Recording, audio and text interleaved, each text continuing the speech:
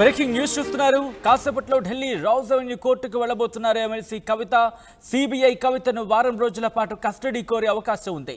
నిన్న తిహార్ జైల్లో కవితను అరెస్టు చేసింది సిబిఐ. లిక్కర్ పాలసీ కేసులో కేజ్రీవాల్తో కలిసి కుట్ర చేసినట్లు కవితపై సిబిఐ ఆరోపణలు ఉన్నాయి. 100 కోట్ల ముడుపుల చెల్లింపులో కవిత కీలక పాత్ర పోషించారని అభియోగాలున్నాయి సిబిఐకి సంబంధించి. ఈ కేసులో కవితను ఇప్పటికే 2 సార్లు విచారించింది సిబిఐ. డిసెంబర్ 11న హైదరాబాద్లోని ఆమె నివాసంలో దాదాపు 7 గంటలకు పైగా విచారించారు సిబిఐ అధికారులు. ఆమె స్టేట్మెంట్ను రికార్డ్ చేసుకున్నారు.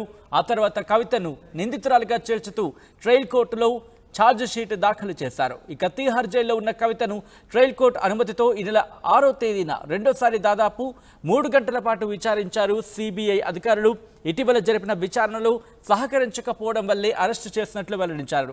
కవిత అరెస్టును సవాల్ చేస్తూ ఆమె తరపు లాయర్ ట్రయల్ కోర్టులో పిటిషన్ దాఖలు చేశారు.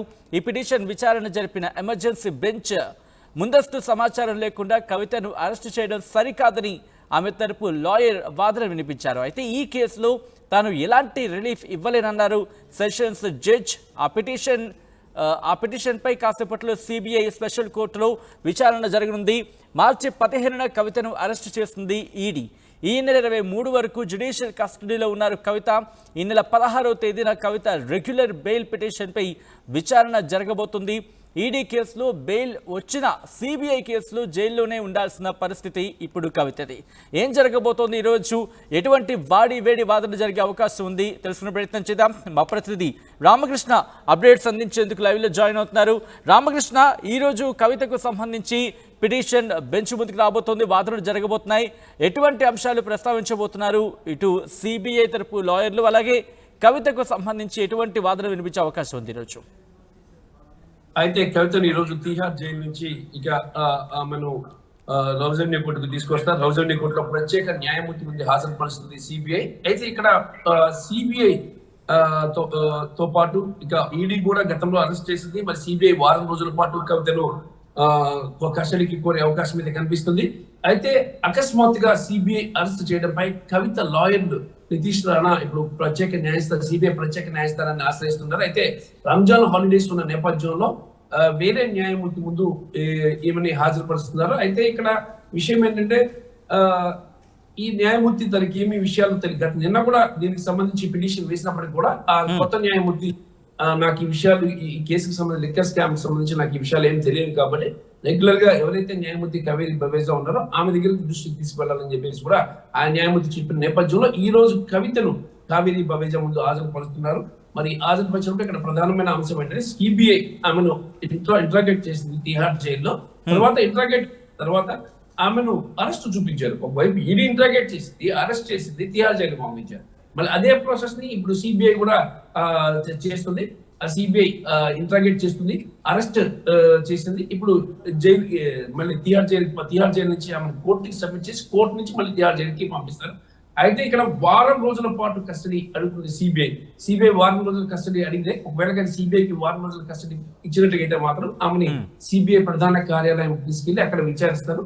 తిహార్ జైలుకి అయితే తీసుకువెళ్ళని చెప్పి తెలుస్తుంది. ఒక రకంగా ఆ తిహార్ జైలు కంటే సిబిఐ కార్యాలయంలో విచారణ ఆమెకు చాలా కంఫర్టబుల్ గా ఉండే అవకాశం అయితే ఉంది. అయితే సిబిఐ అభ్యర్థులు కూడా రౌజ్ అవెన్యూ కోర్టు యాక్సెప్ట్ చేసే అవకాశాలే కనిపిస్తున్నాయి. రౌజ్ అవెన్యూ కోర్టు ఈ రోజు ఆమెకి సిబిఐ కస్టడీకి ఇచ్చే అవకాశాలు కనిపిస్తున్నాయి. ఎందుకంటే సిబిఐ తమ వద్ద ఆధారాలు ఉన్నాయి. 100 కోట్ల రూపాయల ముడుపులు సమర్పించుకున్నారు, మనీ లాండరింగ్ చేశారు. అలాగే దీని ద్వారా 300 కోట్ల రూపాయలు కవిత లాభం పొందారు. ఇండస్ట్రీలో 33% కవితకి అరుణ్ రామచంద్రపల్లికి వాటాలు ఉన్నాయి. ఇక ఈ కేసులో ఆమె కింగ్ పిన్ గా వ్యవహరించారు. సౌత్ గ్రూప్ నుంచి కవిత కీలకమైన పాత్ర పోషించారు అనే వాదనలు అయితే వినిపించబోతుంది సిబిఐ. అలాగే కవిత తరఫున నితీష్ రాణా వాదనలు వినిపిస్తున్నారు. ఏదేమైనా సరే ఈ కేసులో కవితకు షాకుల మీద షాకులు తగులుతున్నాయి. ఈ షాక్ నేపథ్యంలో లాయర్లు చాలా స్ట్రాంగ్ గా ప్రిపేర్ అవుతున్నారు. సిబిఐ కోర్టులో తమ వాదనలు వినిపించడానికి తయారవుతున్నారు. ఇక నితీష్ రాణా, మోహిత్ రావు అలాగే మరికొంతమంది అడ్వకేట్స్ కూడా ఈ రోజు కోర్టుకు హాజరై ఈ కవిత తరపున వాదనలు వినిపిస్తారు. కవితను విడుదల చేయాలి, కవిత ఎలాంటి తప్పు లేదు, కవితకు బెయిల్ ఇవ్వాలి అని చెప్పేసి వాదనలు వాదించడం ఒకటి. రెండోది సిబిఐకి అనుమతి ఇచ్చే CBI already ED arrest, CBI arrest చేయడాన్ని కూడా తప్పుపడుతూ కూడా పిటిషన్ ని దాఖలు చేశారు. ఆ పిటిషన్ పై కూడా వాదనలు వినిపిస్తారు. మరి ఈ నెల 16వ తేదీన కవిత మధ్యంతర బెయిల్ ఉంది, 27వ తేదీన రెగ్యులర్ బెయిల్ ఉంది, అలాగే 23 వరకు ఈమె కవిత కస్టడీ ఉంది. వీటన్నిటి నేపథ్యంలో కవిత చుట్టూ చాలా గట్టిగా ఉచ్చు బిగించారు. కవితను అప్రూవర్ గా మారాలి అని చెప్పేసి ఈ ఎన్ఫోర్స్మెంట్ డైరెక్టరేట్, సిబిఐ కూడా గట్టిగా వాదనలు వినిపిస్తుంది, ప్రెజర్ చేస్తుంది. మరి కవితను గాని అప్రూవర్ గా మార్చి ఆమె స్టేట్మెంట్ గాని తీసుకున్నట్టయితే మాత్రం నెక్స్ట్ అరవింద్ కేజ్రీవాల్ ని ఈజీగా టార్గెట్ చేసి పట్టుకోవచ్చు, అది ఈజీగా అరవింద్ కేజ్రీవాల్ ని ఫిక్స్ చేయొచ్చు అని భావిస్తున్నారు. కాబట్టి కవిత మాత్రం ఒక విషయం నిన్న కోర్టుకు చెప్పారు, ఎట్టి పరిస్థితుల్లో కూడా అప్రూవర్ గా మారేది లేదు, తప్పు చేయలేదు, చేయను కూడా అప్రూవర్ గా మారను కూడా చెప్పేసి ఆమె క్లియర్ కట్ గా చెప్పండి. ఇది అక్రమ అరెస్ట్, ఈ అక్రమ అరెస్ట్ కి న్యాయపరంగా నేను పోరాటం చేస్తానే తప్ప ఎటువంటి పరిస్థితుల్లో కూడా నేను అప్రూవర్ గా మారనని చెప్పేసి కవిత క్లియర్ గా చెప్పారు సచిన్. ఈ నేపథ్యంలో కానీ రామకృష్ణ ఈ రోజు సిబిఐకి సంబంధించి ఎటువంటి వాదన వినిపించే అవకాశం కనిపిస్తుంది? ఎందుకంటే ముఖ్యంగా if I'm wrong please correct me, ఎందుకంటే సిబిఐకి సంబంధించి ఇప్పటికే ఎంక్వైరీకి సంబంధించి సిబిఐ జైల్లో విచారణ చేయడం కరెక్ట్ కాదంటూ ముఖ్యంగా దానికి సంబంధించిన ప్రొసీజర్ ప్రాపర్గా వెళ్లేదనేది కవిత తరపున లాయర్లు వాదిస్తున్న వాదన. ఈ అంశానికి సంబంధించి ఈరోజు ఎటువంటి డిస్కషన్స్ జరిగే అవకాశం ఉంది? ఎందుకంటే ఇప్పటికే అరెస్ట్ చేసిన నేపథ్యం కనిపిస్తోంది కాబట్టి దీనికి సంబంధించి డైల్యూట్ అయ్యే అవకాశం కనిపిస్తోందా? అటువంటి చర్చ జరుగుతోందా? అయితే ఒక విషయం క్లియర్ గా చెప్తాము. విషయం ఏంటంటే సిబిఐకి ఆమెను ఇంట్రోగేట్ చేసే రైట్ ని, అనుమతిని కోర్టు ఇచ్చింది, రౌజమెంట్ కోర్టు ఇచ్చింది. రౌజమెంట్ కోర్టు పర్మిషన్ సిబిఐ జైల్లో, తిహార్ జైల్లో కొంత ఇంట్రాగేట్ చేశారు. కాబట్టి ఇక్కడ సమస్య లేదు, ఎందుకంటే సిబిఐ ప్రాపర్ వేలో వెళ్ళింది. సిబిఐ ఎలాంటి గైడ్లైన్స్ పాటించాలి అనేది కూడా కోర్టు చెప్పింది. మీరు ల్యాప్టాప్స్ తీసుకెళ్ళండి, ఒక లేడీ కానిస్టేబుల్ తీసుకువెళ్ళండి, అన్ని మహిళా ప్రజా ప్రతినిధి విషయంలో కోర్టు జైల్లో ఎలాంటి ప్రొసీజర్స్, ఇంట్రాగేషన్ ఎలాంటి ప్రొసీజర్స్ ఉంటాయో వాటన్నిటిని ఆ ప్రోటోకాల్ ని పాటించాలని చెప్పేసి కూడా క్లియర్ గా రౌజమెంట్ కోర్టు చెప్పింది. రౌజమెంట్ కోర్టు చెప్పిన ప్రకారమే కవితను విచారించారు, ఇందులో తప్పేమీ లేదు. సిబిఐకి దగ్గర ఆధారాలు ఉన్నాయి, కోర్టు పర్మిషన్ తీసుకొని జైల్లో విచారించారు. ఇంకొక విషయం అంటే ఆమెకి ఇప్పుడు తిహార్ జైలు నుంచి ఈ రోజు ఆమెని మరి కొద్దిసేపట్లోనే రౌజమెంట్ కోర్టు తీసుకొచ్చిన తర్వాత ఇంకా వారం రోజులు కస్టడీ అడుగుతుంది ఈ సిబిఐ. మరి వారం రోజులు వాళ్ళు అడుగుతారు, కోర్టు ఒక 5 రోజులు కానీ కస్టడీ ఇచ్చిందంటే ఆమెని నేరుగా సిబిఐ ప్రధాన కార్యాలయం ఉంది ఢిల్లీలోని లోధి రోడ్లో, ఆ ప్రధాన కార్యాలయం తీసుకెళ్లి అక్కడ ఆమెను విచారిస్తారు. వాళ్ళ దగ్గరే ఆ బిల్డింగ్ లోనే ఉంచుతారు.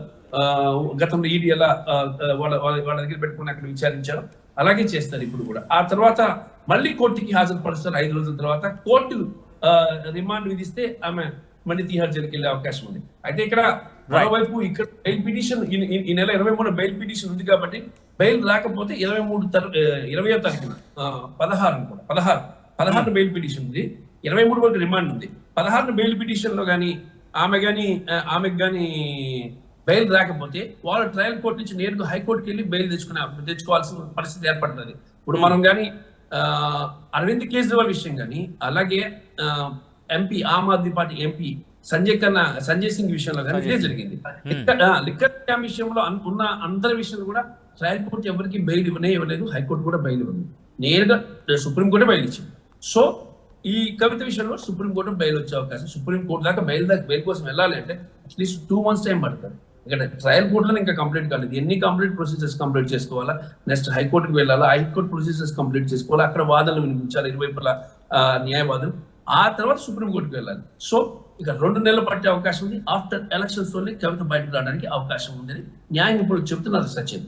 ఏదైనా సిబిఐ ఈ రోజు సిబిఐ చేసే ప్రత్యేకమైన వాదనలో ప్రత్యేకమైనది ఏంటంటే కవిత కింగ్ గా ఉన్నారు, ఈ కేసులో కవిత ఉన్నారు అంటానికి ఆధారాలు ఉన్నాయి. ఒబరాయ్ హోటల్ తో పాటు కొన్ని హోటల్స్ లో కవిత లిక్కర్ లాబీతో జరిపిన సమావేశాల CCTV ఫుటేజ్ ఇంకా సిబిఐ వద్ద ఉంది. అలాగే మనీ లాండరింగ్ సంబంధించి కొంత సమాచారం వీళ్ళ దగ్గర ఉంది.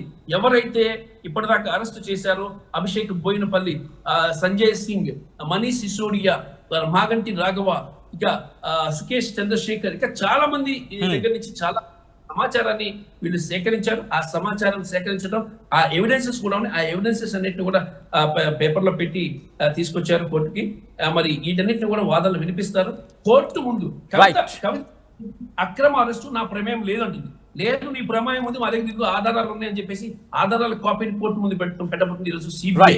మొత్తం టోటల్ గా ఈ ఆధారాలను పెట్టి ఆమెకు బెయిల్ ఇవ్వద్దు, ఆమె విషయంలో ఆమె తప్పు చేశారు, అక్రమ ఆమె మద్యం కుంభకోణంలో ఉన్నారని చెప్పేసి సిబిఐ గట్టి వాదనలు వినిపించబోతుంది. Sachin right Ramakrishna, thanks for update. So మొత్తంగా అయితే మాత్రం మరి కాసేపట్లో ఢిల్లీ రౌజ్ అవెన్యూ కోర్టుకు ఎమ్మెల్సీ కవిత వెళ్లబోతున్నారు, హాజరు కాబోతున్నారు. సిబిఐ కవితను వారం రోజుల పాటు కస్టడీ కోరే అవకాశం ఉంది. నిన్న తిహార్ జైల్లో కవితను అరెస్టు చేసింది సిబిఐ. లిక్కర్ పాలసీ కేసులో కేజ్రీవాల్ తో కలిసి కుట్ర చేసినట్లు కవితపై సిబిఐ ఆరోపణలున్నాయి. 100 కోట్ల ముడుపుల చెల్లింపులో కవిత కీలక పాత్ర పోషించారని అభియోగాలు మోపింది సిబిఐ. ఈ కేసులో కవితను ఇప్పటికీ 2 సార్లు విచారించింది సిబిఐ. డిసెంబర్ 11న హైదరాబాద్లోని ఆమె నివాసంలో దాదాపు 7 గంటలకు పైగానే విచారించిందని చెప్పుకోవాలి. ఆమె స్టేట్మెంట్ను రికార్డ్ చేశారు అధికారులు. ఆ తర్వాత కవితను నిందితురాలుగా చేర్చుతూ ట్రయల్ కోర్టులో ఛార్జ్ షీట్ దాఖలు చేశారు. ఇక తిహార్ జైల్లో ఉన్న కవితను ట్రయల్ కోర్టు అనుమతితో ఈ నెల 6న రెండోసారి దాదాపు 3 గంటల పాటు విచారించింది సిబిఐ. ఇటీవల జరిపిన విచారణలో సహకరించకపోవడం వల్లే అరెస్టు చేసినట్లు వెల్లడించింది. కవిత అరెస్టును సవాల్ చేస్తూ ఆమె తరపు లాయర్ ట్రయల్ కోర్టులో పిటిషన్ దాఖలు చేశారు. ఈ పిటిషన్ విచారణ జరిపిన ఎమర్జెన్సీ బెంచ్ ముందస్తు సమాచారం లేకుండా కవితను అరెస్టు చేయడం సరికాదని ఆమె తరపు లాయర్ ముఖ్యంగా కోర్టుకు తెలపడం జరిగింది. ఈ కేసులో తాను ఎలాంటి రిలీఫ్ ఇవ్వలేను అని చెప్పుకొచ్చారు స్పెషల్ జడ్జ్. ఆ పిటిషన్పై మరి కాసేపట్లో సిబిఐ స్పెషల్ కోర్టులో విచారణ జరగనుంది. మార్చి 15న కవితను అరెస్టు చేసింది ఈడీ.